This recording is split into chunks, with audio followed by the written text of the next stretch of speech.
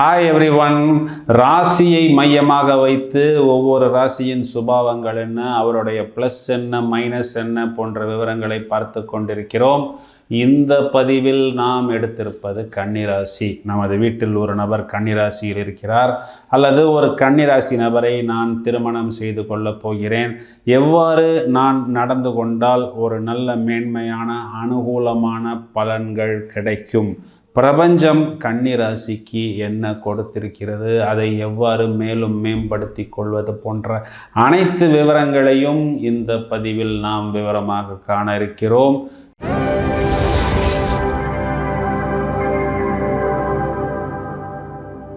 காலபுருஷ ராசி என்பது மேஷத்தில் தொடங்குகிறது. மேஷ ராசியில் இருந்து 6ஆம் வீடாக இந்த கன்னிராசி என்பது வருகிறது.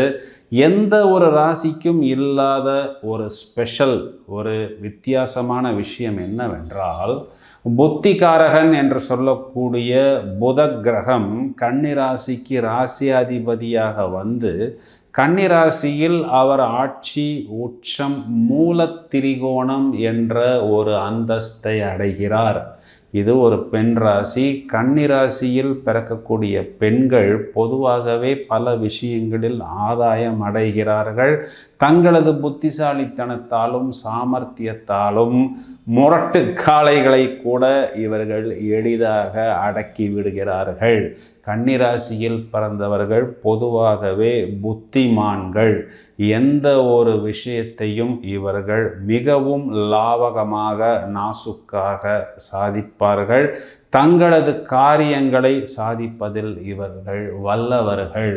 இந்த கிரகத்தின் காரகத்துவத்தை வைத்து பார்க்கும் பொழுது நிறைய இந்த டீச்சிங் தொழில் இருப்பவர்கள், ஆடிட்டிங், கணக்கு வழக்கு போன்ற விஷயங்களில் செயலர்களாக செயல்படுவதில் இவர்கள் முதன்மையானவர்களாக இருக்கிறார்கள்.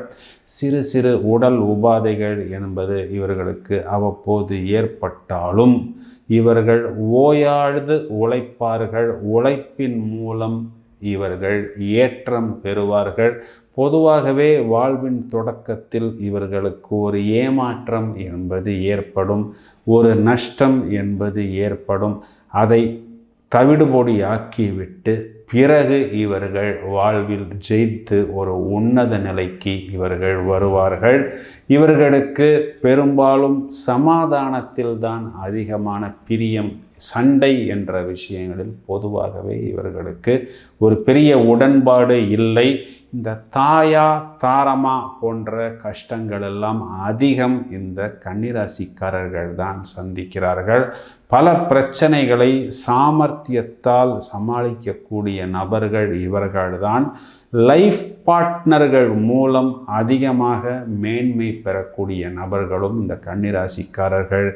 இவர்களுக்கு களத்திரஸ்தானாதிபதியாக வரக்கூடிய இந்த குரு பகவான் இவர்களுக்கு பாதகாதிபதி ஆனாலும், இந்த குரு பகவான் என்பவர் இவர்களுக்கு லாபஸ்தானத்தில் வந்து உச்சமடைகிறார்.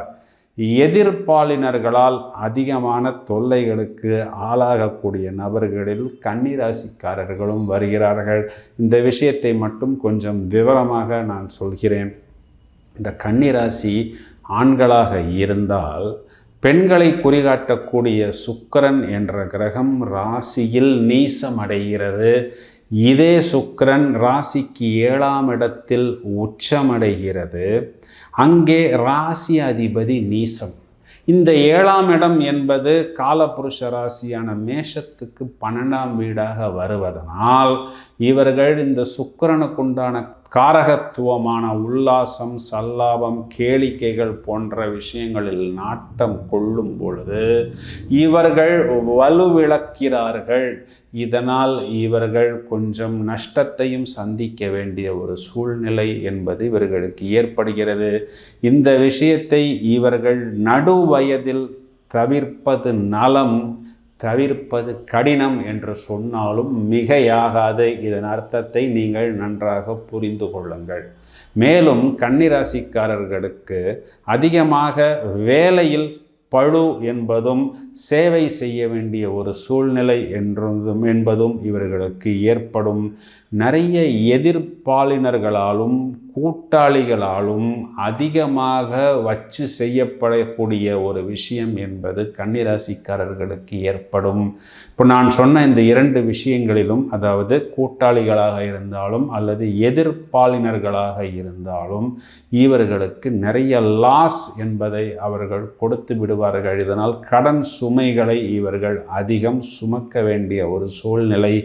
இயற்கையாகவே காலபுருஷ ராசிக்கு 6ஆம் இடம் என்பது கடன், நோய், ருணம், சத்ரு, எதிரி போன்ற விஷயத்தை குறிகாட்டுவதனால் இப்பொழுது நான் சொன்ன அனைத்து விஷயங்களும் கன்னிராசிக்கு ஏற்படும். ஆனால் இவர்கள் தங்களது புத்திசாலித்தனத்தை வைத்து இந்த அனைத்து விஷயத்தையும் தவிடுபொடியாக்கி பிறகு இறுதியில் ஜெயிப்பார்கள் என்பது கன்னிராசிக்கு பிரபஞ்சம் கொடுக்கக்கூடிய விதி. மேலும் இவர்கள் தங்களது சொத்துக்களை குழந்தைகளுக்கு கொண்டு போய் சேர்ப்பதில் மிகவும் கஷ்டப்படுவார்கள். ஆனால் அதன் மூலம் அந்த குழந்தைகள் என்பவர்கள் அதிகமாக வெற்றி அடைவார்கள், அனுகூலம் பெறுவார்கள். பிறகு இவர்களுக்கு அதனால் கிடைக்கக்கூடிய அந்த நன்றி உணர்ச்சி என்பது முழுவதுமாக கிடைப்பதில்லை. ஏனென்றால் இவர்களுக்கு பாதகாதிபதியாக வரக்கூடிய கிரகம் புத்திரஸ்தானத்தில் நீசம். இதனால் புத்திரர்களுக்குத்தான் அதிகமாக பலம், பலன் கிடைக்கும். அதற்காக இவர்கள் நிறைய விஷயங்களுக்கு தியாகம் செய்ய வேண்டிய ஒரு சூழ்நிலை என்பதும் இவர்களுக்கு ஏற்படும். உள்ளுக்குள் உணர்வு பூர்வமாக நிறைய விஷயங்களை இவர்கள் தேக்கிக் கொள்வார்கள். மிகவும் இளகிட மனம் படைத்தவர்கள். இவர்களை பார்க்கும் பொழுது ஒரு மென்மையான தோற்றம் என்பது வெளிப்படும். ஆனால் நாம் இவர்களுடன் நன்றாக பழகும் பொழுது உள்ளே இவர்கள் தேக்கி வைத்திருந்த அனைத்து விஷயங்களையும் வெளிப்படுத்தும் பொழுது கண் கலங்க வேண்டிய ஒரு சூழ்நிலை என்பது இவர்களுக்கு ஏற்படும். ரொம்பவும் சிஸ்டமேட்டிக்காக செயல்படக்கூடிய நபர்கள். These persons R basically very calculative, very good and very sincere. These people are very perfect in their profession also.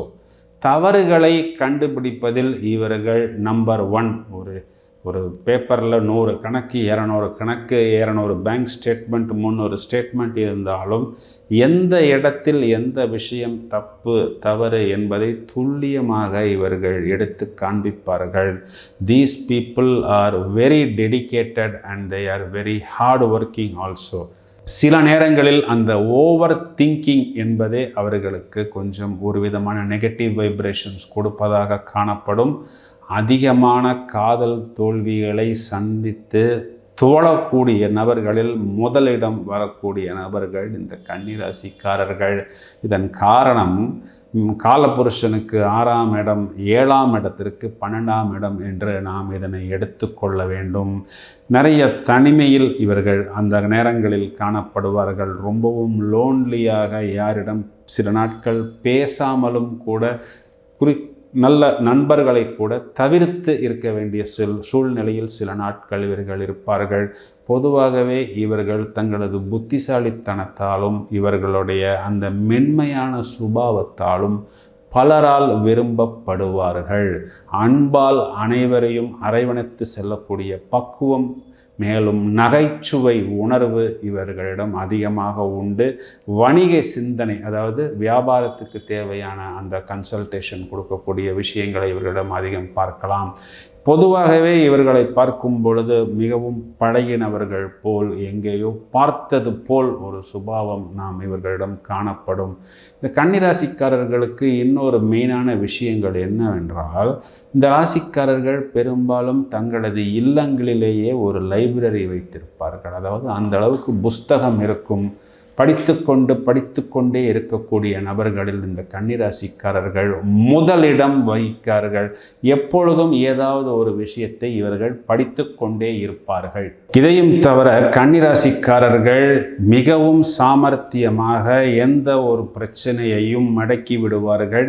எந்த ஒரு நெகட்டிவாக இருந்தாலும், குற்றமாக இருந்தாலும் அதனை எளிதாக கண்டுபிடித்து விடுவார்கள். பிராணிகள் வளர்ப்பதில், பிராணிகள் மேல் அதிகமாக அன்பு காட்டுவதில் முதலிடத்தில் இருப்பவர்கள் இந்த கன்னிராசிக்காரர்கள். இவர்களை இன்னொரு விஷயம் நாம் குறிப்பாக சொல்ல வேண்டும் என்றால், புத்திரஸ்தானாதிபதி சனி 2ஆம் இடத்தில் உச்சம், அதே வீட்டில் இவர்களுக்கு சூரியன் நீசம். புத்திரஸ்தானாதிபதி சனி காலபுருஷனுக்கு மேஷத்தில் முதல் ராசியில் நீசம், அங்கே சனி உச்சம். நிறைய கன்னிராசிக்காரர்களின் குழந்தைகளும் குறிப்பாக அவரது தந்தைமார்களும் வெகு குறுகிய காலம்தான் சேர்ந்திருக்கக்கூடிய ஒரு அமைப்பு என்பது ஏற்படும். இருவரும் அதிகம் தனித்திருக்க வேண்டிய ஒரு சூழ்நிலை என்பது பொதுவாகவே கன்னிராசிக்காரர்களுக்கு அதிகம் ஏற்படுகிறது. இவர்களது உடன் பிறந்தவர்கள் செவ்வாய் என்ற கிரகம் அஷ்டமாதிபதியாக வருவதனால் அதிகமாக உடன் பிறந்தவர்களாலும் இவர்கள் பொதுவாகவே மேன்மை என்பதை அடைவதில்லை. மேலும் இவர்கள் பொதுவாகவே சும்மாவே இருக்க முடியாது. ஏதாவது ஒரு விஷயத்தை எப்பொழுதும் பண்ணிக்கொண்டே இருப்பது, நுணுக்கமாக ஏதாவது ஒரு விஷயத்தை யோசித்து கொண்டே இருப்பது, அனைவரையும் கட்டுக்குள் கொண்டு வருவது, மேலும் பல விஷயங்களை சாதகமாக உபயோகிக்க வேண்டும் என்பதில் இவர்கள் குறிப்பாக செயல்படுவார்கள். அதிலும் இந்த அஸ்த நட்சத்திரக்காரர்கள் ராசியாதிபதி சந்திரன் என்பதனால் மிகவும் மென்மையாக பல தடைகள் வந்தாலும் அதனை உடைத்து சிறு வயதில் நடந்த சம்பவங்களை கூட நன்றாக ஞாபகம் வைத்திருப்பார்கள். நிறைய இந்த இயற்கை வைத்தியங்களில் எல்லாம் இவர்களுக்கு அதிகமான ஆர்வம் என்பது இயல்பாகவே காணப்படும். பலரது பலவிதமான பிரச்சனைகளுக்கு சொல்யூஷன்ஸ் கொடுப்பதில் இவர்கள் கெட்டிக்காரர்கள்.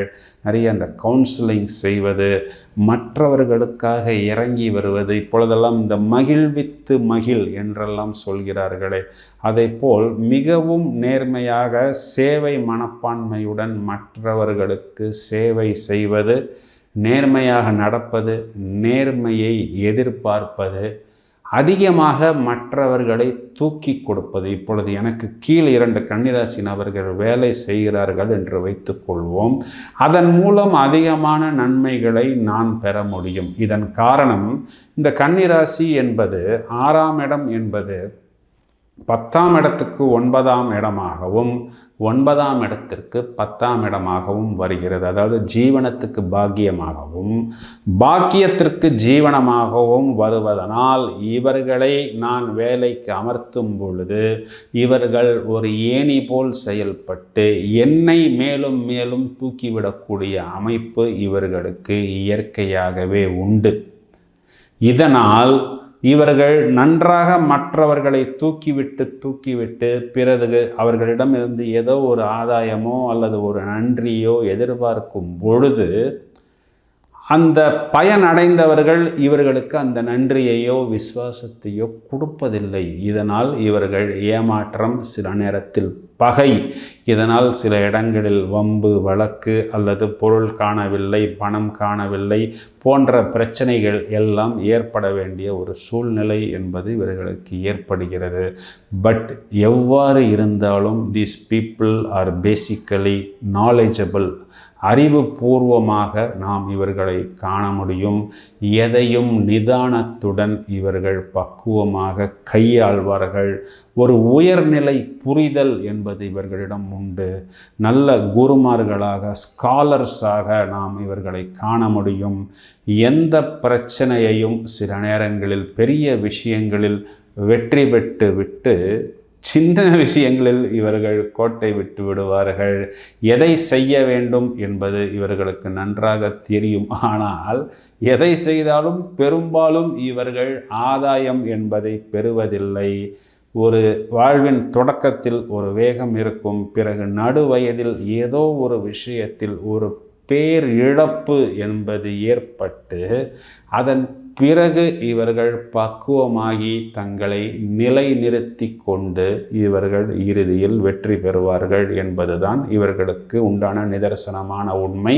நான் ஏற்கனவே சொன்னது போல் இவர்களுக்கு சுகஸ்தானாதிபதி புத்திரஸ்தானத்தில் நீசம் என்பதனால் இவர்களது சொத்துக்களை தங்களது குழந்தைகளிடம் கொண்டு போய் சேர்ப்பதில் கொஞ்சம் போராட்டம் என்பது இவர்களுக்கு இயற்கையிலேயே அதிகமாகத்தான் இருக்கும்.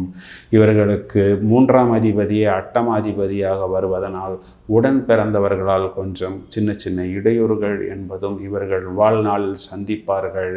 மேலும் இவர்களது பித்ருக்காரகன் சூரியன் 2ஆம் இடத்தில் நீசம், அஷ்டமத்தில் உச்சம் என்பதனால் இவர்களது தந்தை வர்க்கத்தால் இவர்கள் பெரும்பாலும் பெரிய ஆதரவுகள் என்பது பெற முடியவில்லை. சில நாட்கள் சிலர் தனித்து இருக்க வேண்டிய ஒரு சூழ்நிலை என்பது ஏற்படுகிறது.